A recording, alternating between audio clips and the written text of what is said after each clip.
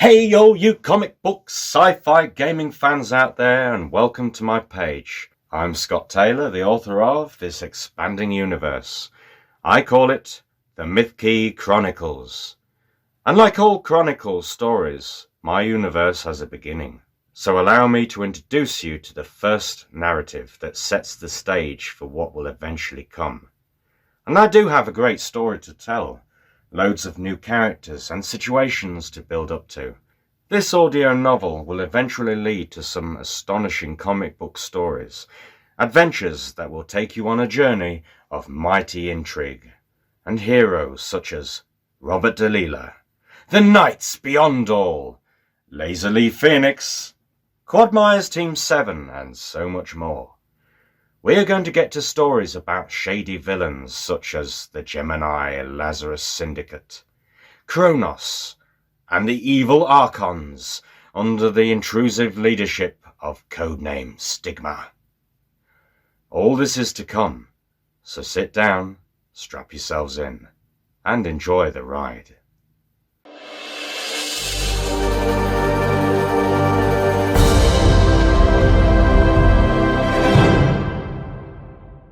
He looked like a young man in his mid-20s.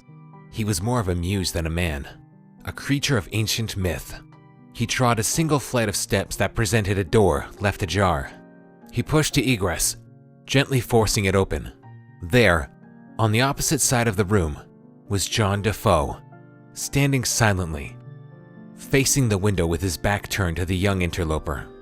"I was wondering when you guys would show up," Jon uttered without turning. "Sit, and I will tell you what you yearn to know." Astonished, the intruder felt disarmed.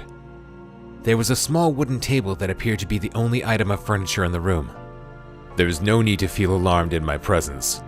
Although I am an angelic being," Jon continued, "you must already know I mean you no harm. In fact, I know about you and the organization you represent." Jon turned from the window, regarding the stranger with a smile. The stranger saw suddenly the angel's appearance. The angel at the window, Jon Dufu, formerly known as Sabrael, had borrowed this form for a time, sharing the same skin with its former human occupant. He regarded the intruder with black-rimmed eyes. The other just sat there looking back with silent wonder. "Yes," said the angel in human clothing after a short pause. "I know who you are. I might have been out of the loop for a long time, but I have shown more than just a passing interest in the comings and goings of your quaint little organization in recent years." Jon moved from the window slowly and snapped his fingers. Another wooden chair appeared into existence on the opposite side of the table. It was like it had always been there. The angelic being seated himself and snapped again, bringing into being a steaming pot of tea. "Can I interest you?" he asked politely. "Please," answered the somewhat bemused intruder. "Curious," said the muse after a moment. "I've always conceded the existence of angelic beings such as yourself, though I confess I've never really seen one up close." The angel in human form began pouring the tea into a cup. "And that scares you?" he answered in a measured tone. "It scares all of us, to be perfectly honest with you." "Oh?" Jon offered the muse the cup of hot tea. "You are the oldest, and arguably the most powerful of ascended beings. Why, if you so wished, you could snap your fingers again and all this, all the world, this apartment, this street, this city, myself, and all these people would end up like a clean canvas. There would be nothing at all left of us. Any of it. We would simply never have existed. So, yes, we all find your powers fearsome and awe-inspiring." "Pray, what makes you believe I would do such a terrible thing?" "Nothing. Nothing at all. It's just that you can do it. Isn't that enough?" The angel smiled broadly. "And were I you," Jon countered softly, "I would be more afraid of how modern mortals would react if they learned of your existence, young muse. Why, you're not exactly human either. Like me, you belong in an epic poem or some classic trope involving creativity and coitus of some description. Mortal artists have no doubt fallen to their knees to worship the very ground you walk on, and you gather their afflatus in much the same way the industrious bee savors the pollen. Jon raised the cup. He took in the scent of the tea, then raised the cup finally to his lips and took a sip. Taste and life, both a part of the sensory experience. Everything we know and learn to either love or fear is prompted by that one sip of tea in the early morning. Why? If I wanted to, I could make this cup disappear. With a click of my fingers, I could wipe the canvas clean and start everything afresh from the very beginning. But I choose not to. It would be too simple, and yet too hard and bothersome to start over. That is why I would love nothing better to help rectify an error that I had created so long ago.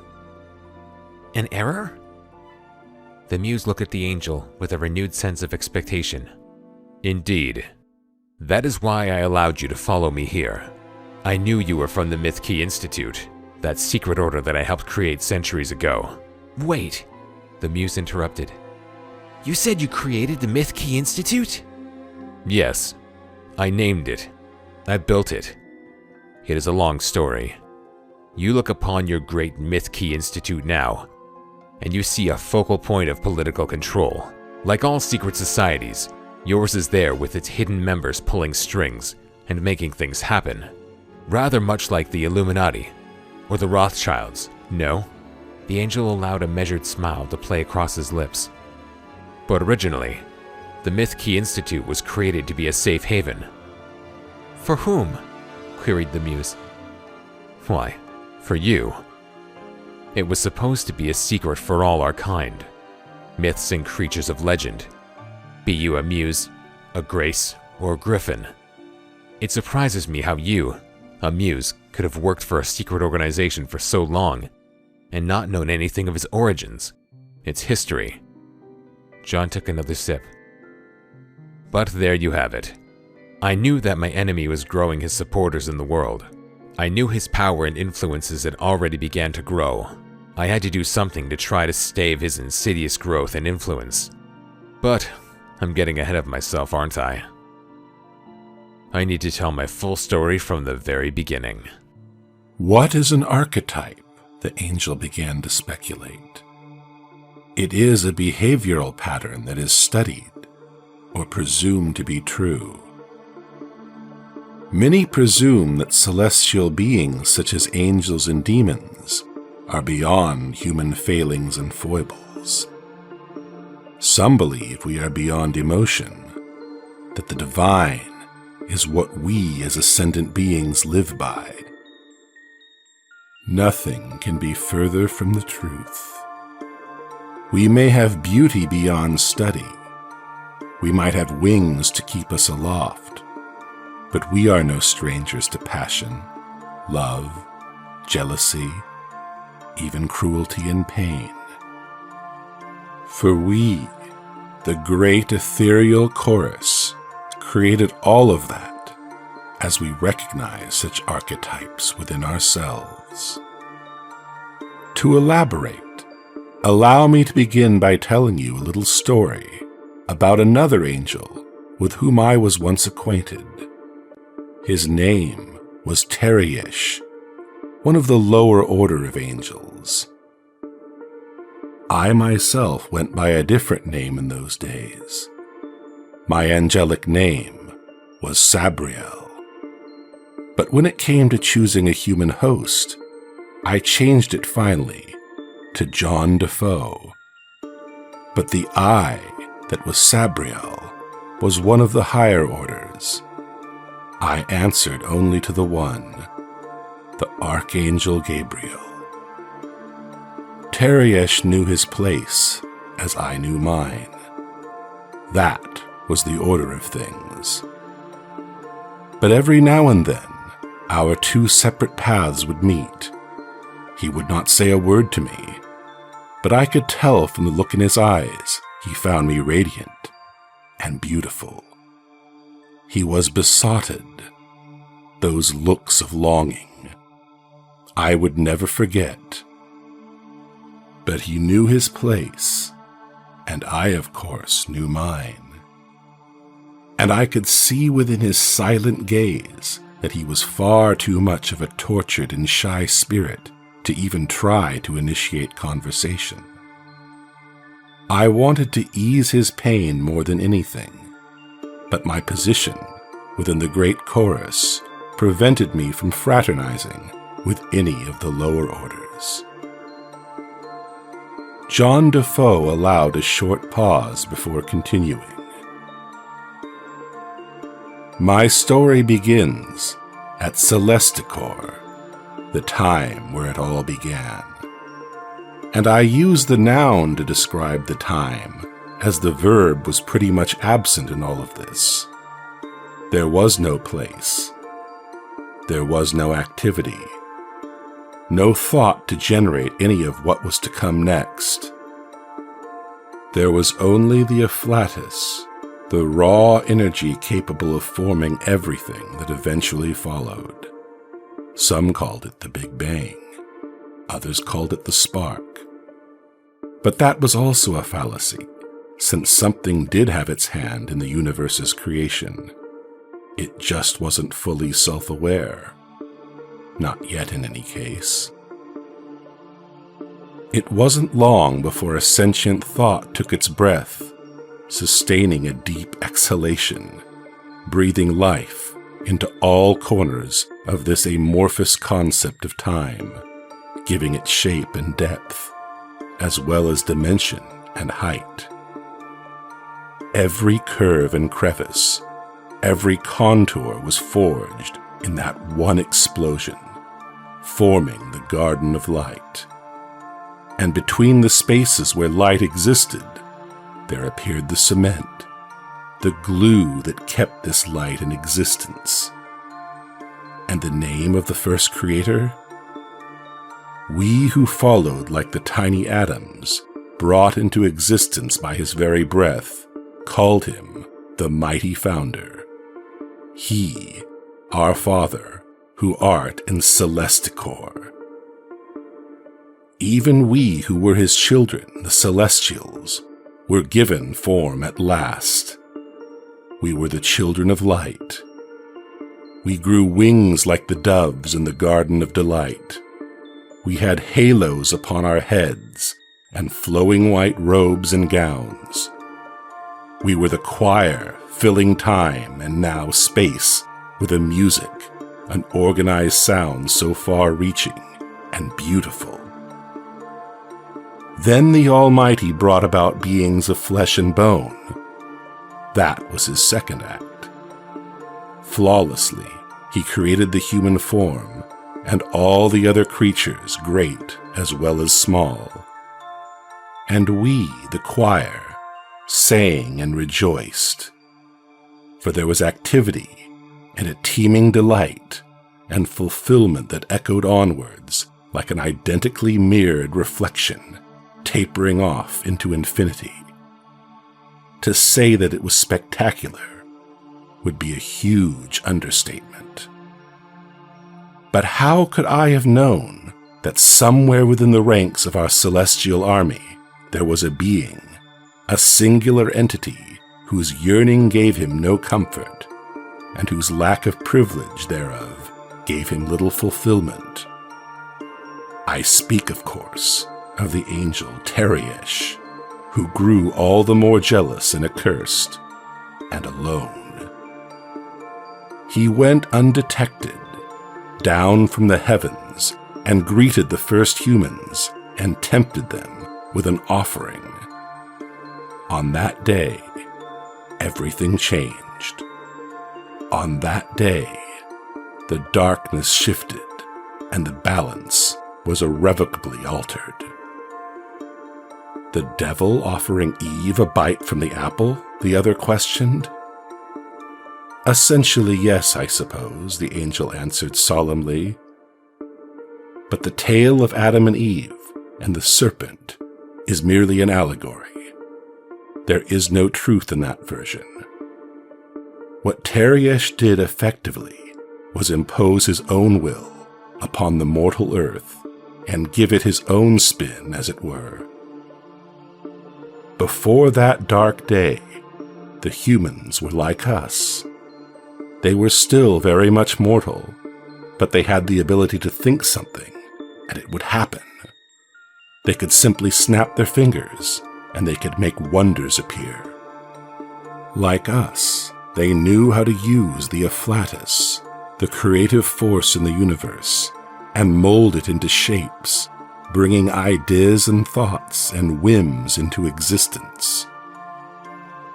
They also had a different mindset than they do now, those humans of the old world order. They were joined, two spirits that enjoyed a life without gender or defect. They were whole. Though Teriesh meddled in God's creation, he created the first sin and meddled in mankind. Man became isolated and dysfunctional. A blight had hit the earth, and soon after the afflatus shifted, becoming something new, darker, sweeter than before. Humans started using their hands and their ingenuity to manufacture things, to bring lifeless implements into existence. They lost the ability to manipulate time and energy and matter with a single thought. Teriesh knew what he had done. This was the single most destructive action he could have taken, for this action wounded all of Celesticor and its vast chorus. Ah, but things did not end there, the angel carried on explaining the story. Things escalated further. You see, I was sent by the Archangel on a mission to find Teriesh and bring him back to Celesticor. He was to face inquisition and final punishment for his crimes. But I, and I alone, wished to question his actions. I wanted to reach out to him. I yearned to know why he did what he felt he needed to do, because a part of me felt responsible for his pain.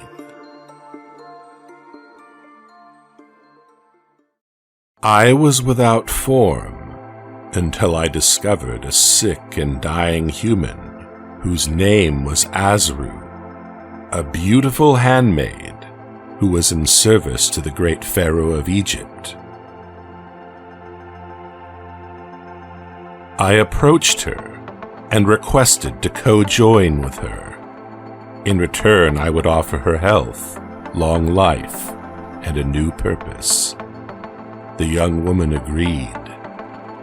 I felt for the first time what it was like to possess a human, to join with a mortal being. It felt like the purest form of love. We both shared the same physical shape. Ah, the love we both felt. But bear in mind, I could not fully possess her, this one single body. My ethereal state of being was far too great and vast to empty into one human shape. Consider it analogous to emptying a pint of water into a shot glass. It's just not going to happen. I had to spread my angelic being among many receptacles. I had to pour myself into various human shapes in order to maintain my presence here on Earth. I have been many humans in my long sojourn here, and mostly I have kept apprised of all their activity. I know what all my other possessed personas are up to at this very moment, as we remained linked at all times. We all remained my eyes and my ears as we conducted our earthly duty. Enter the 18th dynasty, Egypt. Amenhotep III has perished. He died of a fatal abscess. After weeks of protracted pain and suffering, the pharaoh was allowed lasting peace with his god, Amen. However, this result did not sit well with the pharaoh's son, as we are about to discover. The boy's mother, whose name was Tayi, was also there.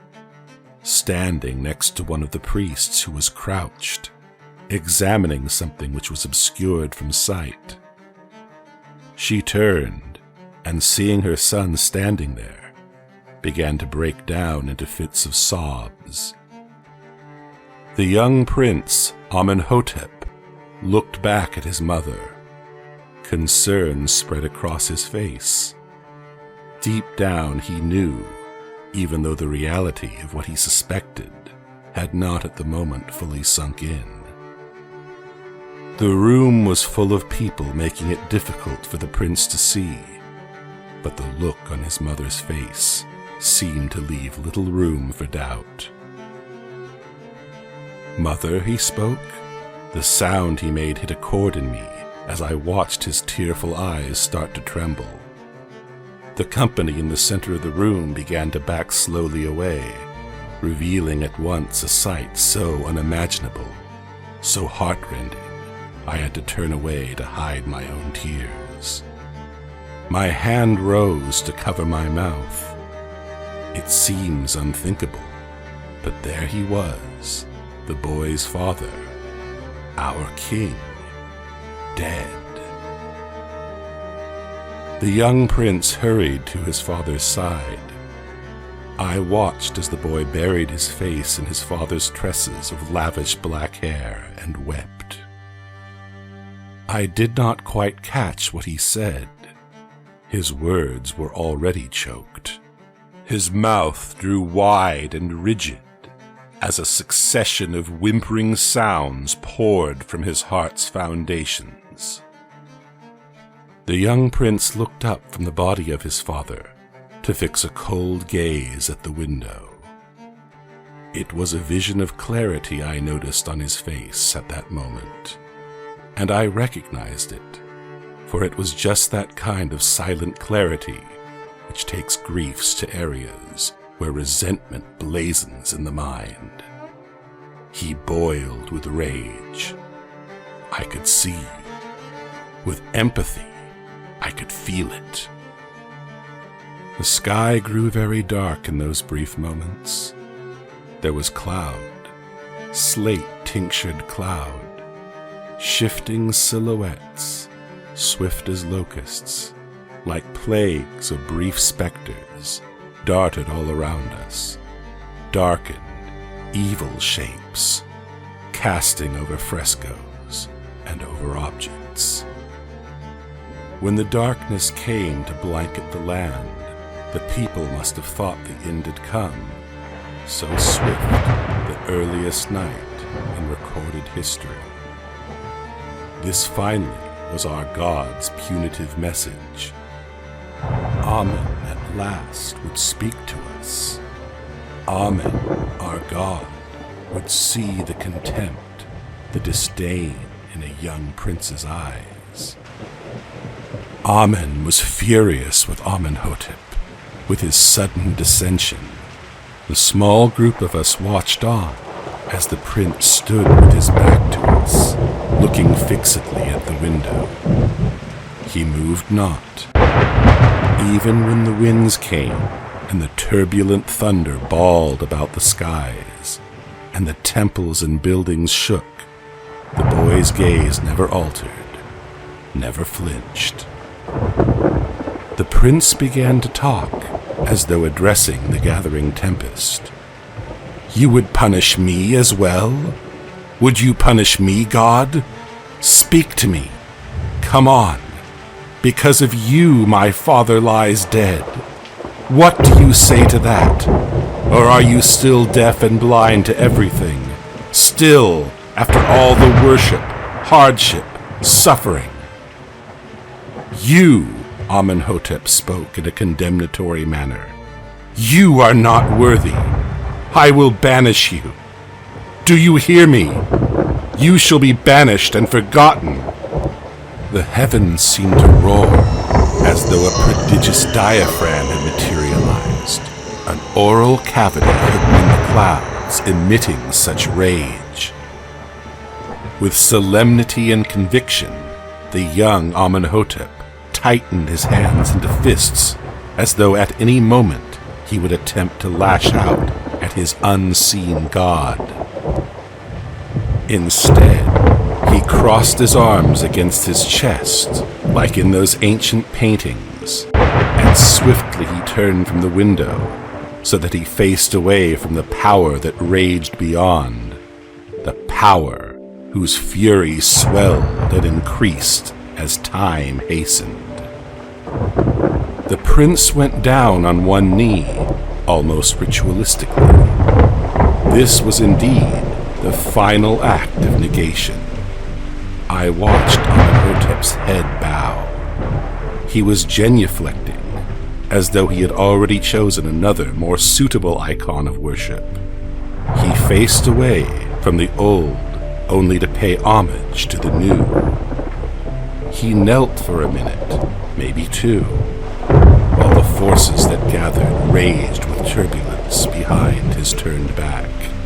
The sky thundered with these final words: "You dare turn your back on me, boy?" The sky was the embodiment of wrath. It came like a surge, a powerful molten flow, like lightning from the clouds. It poured through the open window, pitching and swelling as it flooded into the room, spilling over the body of the boy. The prince went down on his hands and knees seconds after the attack. I could barely believe my eyes as I stood, forced to watch, helpless as this child. Tai, the boy's mother, ran to him, but was forced back by the lash of the blast. The boy, stricken and defenseless, was wrenched in pain and was in spasms upon the floor, clear white foam issuing from his lips, his eyes drawn back until only the whites were visible. Amenhotep continued to convulse as the currents burst through into the room, assaulting every fiber and nerve ending, every living thread of the prince's body. Then, without warning, the terrifying attack stopped.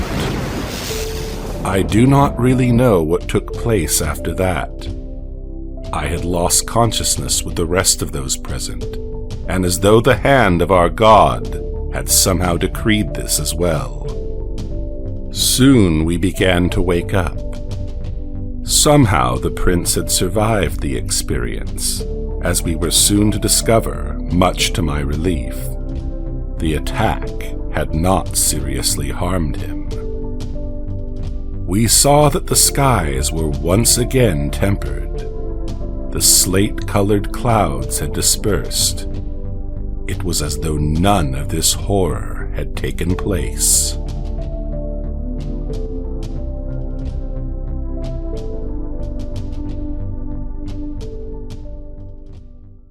Amenhotep survived and went on to write the future, a future in which Amen would play no part. Azru! Dear Azru, I have missed you, Amenhotep spoke, flinging his arms around me.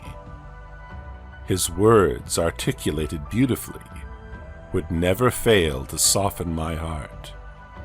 His voice sang with the silkiness of all angelic things, of harp strings, of violins that sang harmoniously the heart's delight. It was the Cavalleria Rusticana with the gentleness of love's blissful sanctuary. His eyes seemed to fix on me and measure me, and I found it quite peculiar, and yes, quite unnerving.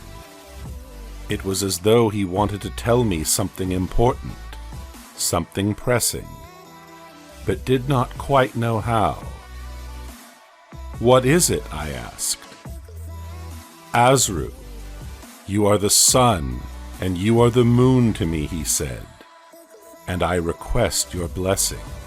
I placed my hand over his to reassure him that whatever he had to say, I would listen, as well as maintain an open mind. "Do you remember that day I defied Amun, our god?" he asked mindfully. "I do remember," I told him. "I was so angry," he said. He continued to gaze at me with a fierce determination. "I am aiming to do away with old traditions. Old gods will find no temples where people will pay them homage. They will find no stone to rest their dreamy heads, no home in the skies above Nubia. We will tear down all the old places of worship, the shrines and sanctuaries, to make an example of those who do not heed the prayers of our compatriots. Plans are underway to—" "What are you saying?" I interrupted him. "I am saying that I intend to do away with the tired old beliefs and practices." I was stunned. How indeed could I offer my approval to such a foolish proposal? "My king, have you taken leave of your senses? Amen will harm you again, as he harmed you before. You cannot continue to challenge the gods. It can only serve ill." "Gods," he said, in a manner which sounded to me like a correction of an error I had made. "There is but one god here, and he is the Aten." "Who are you talking about?" I asked. "Who is this Aten of whom you speak?" "He is our one true god," he explained. "Praise the Aten. Glorious, you rise on the horizon of heaven. O living Aten, creator of life." He raised his arms as if to capture or translate the glory of a new god of worship. "When you have arisen on the eastern horizon, you fill every land with your beauty." I could see a growing mania burning in his eyes. He terrified me suddenly. He was mad, I was convinced. I fled. I fled from his sight, and I never returned. Now, the present human host to the angel Sabrael, the man who introduced himself to Don Fermin as Jon Dufu, continues to explain what happened to the previous host, Azru. Azru journeyed through the various cities and settlements, searching for Teriesh, which remained her primary mandate. As she went, she began to hear rumours of her former ward, Amenhotep IV, who was now calling himself Akhenaten. She also overheard two men saying that the deposed god, Amun-Ra, had sent incubus and succubus down to punish the heretic. What was even more curious was the rumour that Akhenaten's own creation, the Aten, had come down to intervene, to save Akhenaten from the two supernatural assassins. I was told that he appeared ornately robed in gold and umber, and his skin was the tincture of bronze, of auric blends. His head was completely shaven, and his decorated eyelashes were quite long. He had coarse, sullen features and generous lips that were clenched shut. His forehead, tensed and furrowed, facilitated a taut grimace. The incubus and succubus hissed at the intruder who approached them, but they realized they were no match for this god, the true Aten. The eyes of the captive pharaoh moved from one demon to the other as he lay between the two. Large with fear, his eyes were open as he gave out continuous muffled cries. Beads of perspiration peppered his face. These two harridans tore at the air with crackled and caked fingernails, hissing their words of scorn in a strange tongue. The Aten's power was mighty, however, and the intruders were no match. All the Aten had to do was look at the two of them. It was the gaze of the sun upon a magnifying glass. It reduced the two assassins to ashes.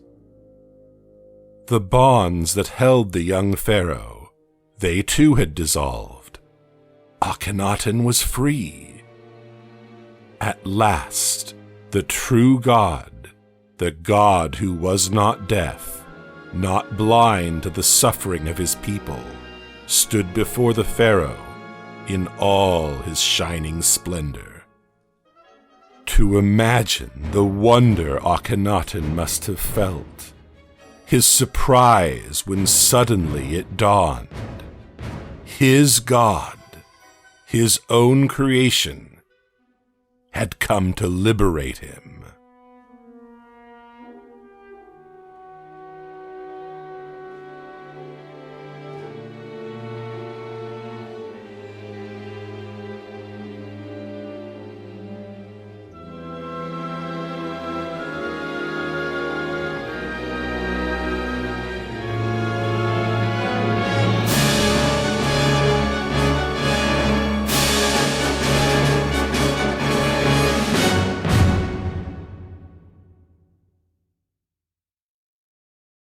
Teriesh had commandeered the body of young Amenhotep, disguised as the newly created god, Aten-Ra.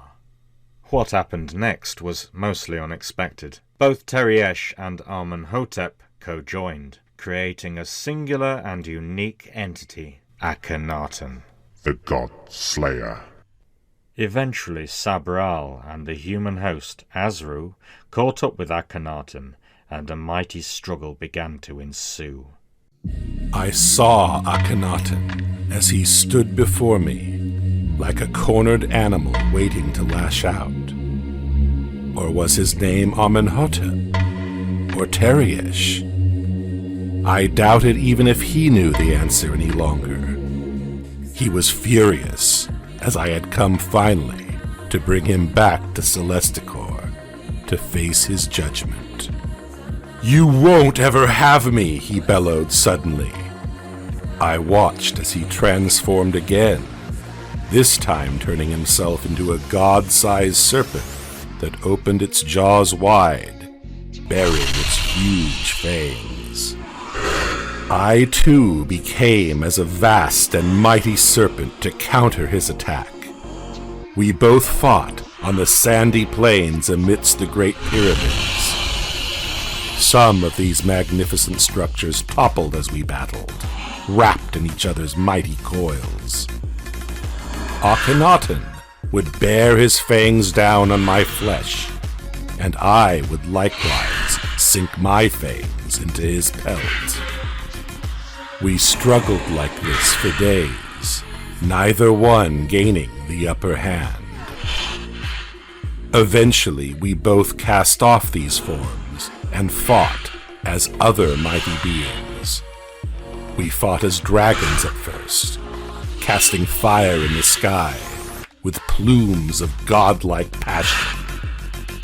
Finally, we met in the valley, this time as two celestial beings fighting endlessly.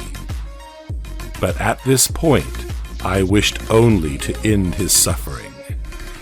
It was then I asked him, why? I asked the demon why he was doing this. I was willing at this point to try and make everything better. I know it was I who had made him feel like rebelling. I had intuited it back in Celesticor when he had looked at me with eyes of lonely yearning. Was all this my own doing? I imagined if I had only reciprocated with love in the first place, I could have averted all of this. Humanity would still be free and happy, and all of creation would have remained in a happy balance. Quickly, I moved closer to Teriesh, to embrace him, to comfort him in his inner turmoil. And for the briefest of moments, for one split second, he gave into love and relief, like a creature that had known only torture for too long. And briefly, he reacted against my embrace, shouting, "No!" He thrust me away, and in his rage and out of frustration, he brought the whole temple down upon us both. And there we remained buried. I wanted Akhenaten, Teriesh, to stay trapped down here forever. It was true that he had done as much damage as he could possibly do, but he would not do any more. I believe that this was punishment enough for his crimes. I, on the other hand, the I that was in possession of the girl, Azru, decided to sleep for well over 1,000 years. In this isolation, it was important to shut down all the bodily functions, save the primary ones, in order to preserve Azru's body for a number of years to come. In that time, though, I dreamed. I dreamed of my celestial home and all the wonders of the earth above ground, as well as all the other places I have called home. Well, that brings us to the end of this story. Both Azru and Akhenaten, as well as their angelic masters, would remain buried for centuries, until the modern age in any case. Akhenaten will remain the very first Archon until he is unearthed, and given the name Stigma.